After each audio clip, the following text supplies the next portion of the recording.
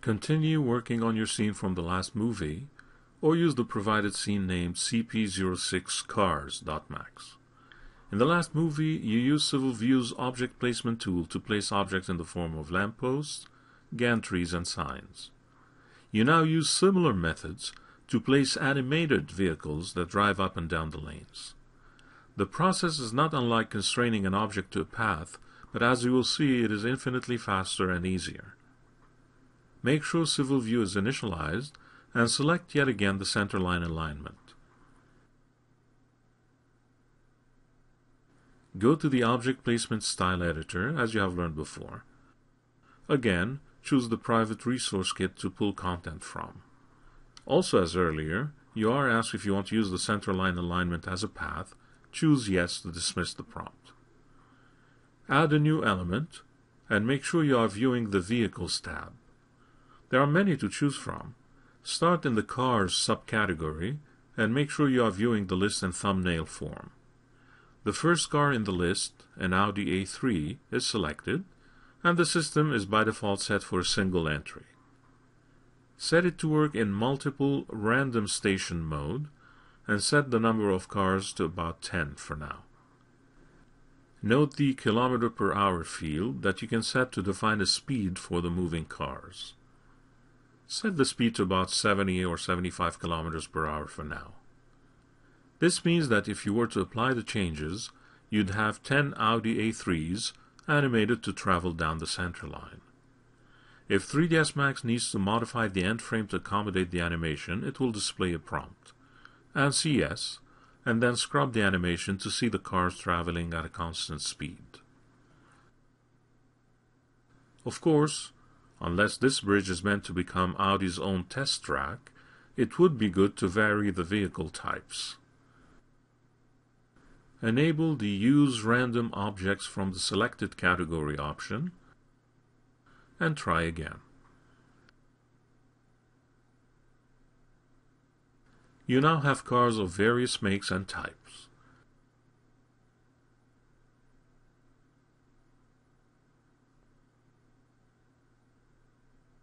Some may be very close or even overlapping one another. You'll fix that in a moment. For now, you need to offset them horizontally to ensure they're in the middle of a lane.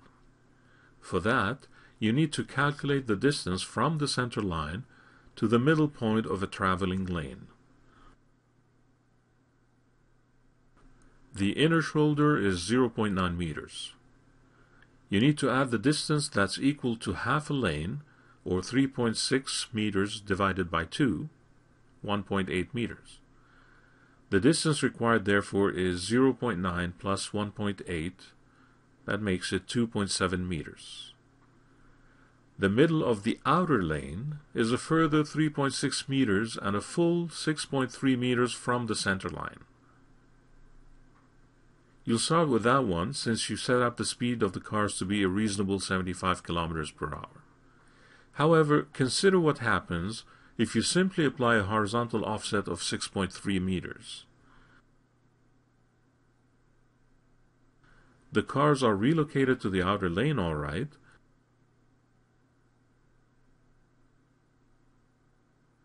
but if you were to select one and orbit around,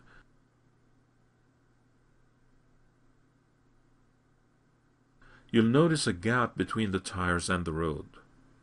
This is because the road slopes down toward the outer gutter. Since you designed the slope to be mostly 2%, you can enter it as a decimal value in the crossfall entry.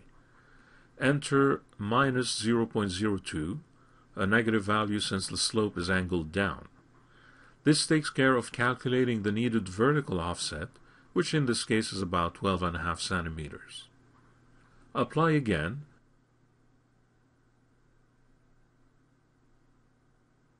and test one more time. This time, the tires should be quite flush with the asphalt.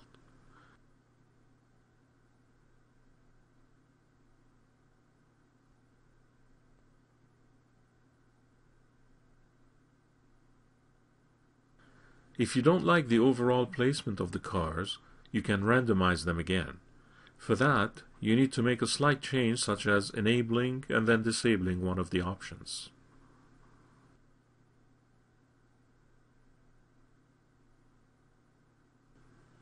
If you don't like a specific vehicle, maybe because of its color or simply because it is too close to another, then you can select it and change its parameters in Civil View Explorer.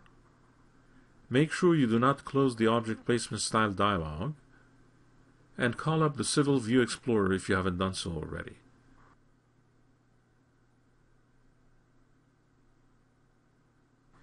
There you can change the color,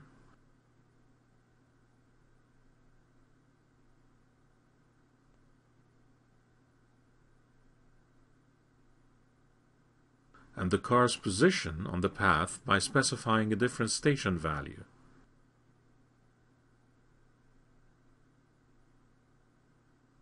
In essence, the station value is the same as a path % travel.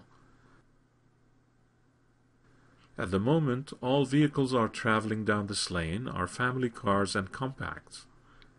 To throw in a few trucks and SUVs, here's what you do. Bring down the number of cars to about 4 or 5, and then copy and paste the element.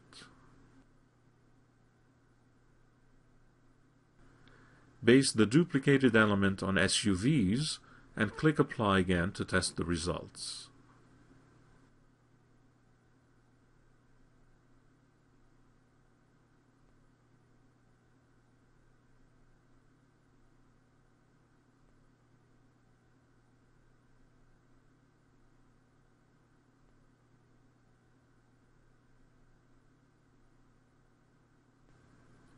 You need faster vehicles traveling on the inside lane. Select the Cars element and duplicate it again. Bring it down to the bottom of the list. Change the horizontal offset to 2.7 meters, which is the distance you need and that you calculated earlier. Note that changing the horizontal offset changes the other values as well. Again, ensure the crossfall is set to -0.02 and the vertical offset will automatically adjust. Because the left lane is usually the faster lane, set the speed to about 90 or 95 kilometers per hour. Click Apply to view the results. Scrub the animation and note how the cars traveling on the left overtake the ones traveling on the outer lane.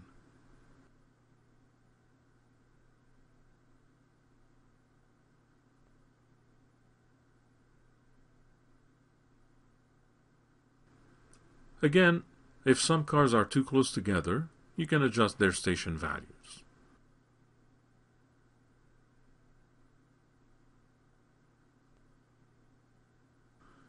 If a station value seems maximized, it's because the cars are on a loop and start again from the beginning.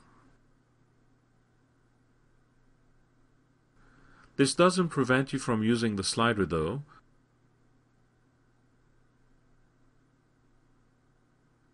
or simply from punching a new number.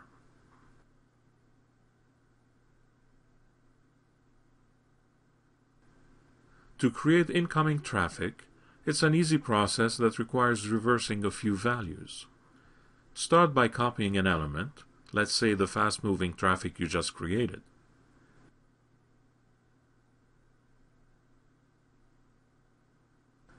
You obviously need to inverse the horizontal offset to get the flow to the other side of the road.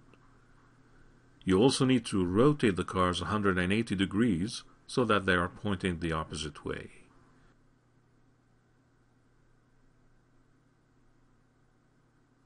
Lastly, keep in mind that travel is based on a path and the direction of the path is currently left to right. This means that in order to have vehicles travel right to left, you also need to invert their speed. Apply the changes to test the results.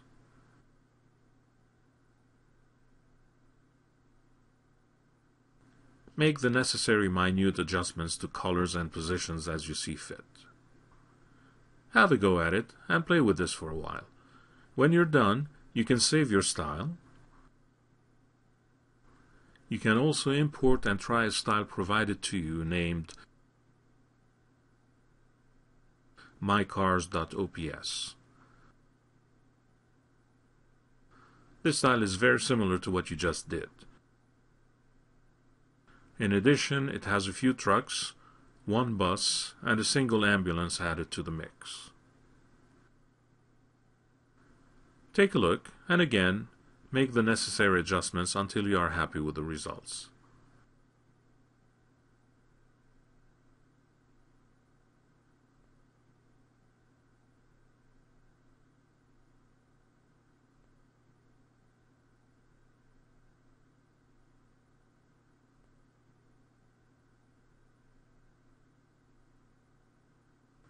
Exit the dialog and save your file. In the next movie, you learn how to add your own custom objects to the Civil View library.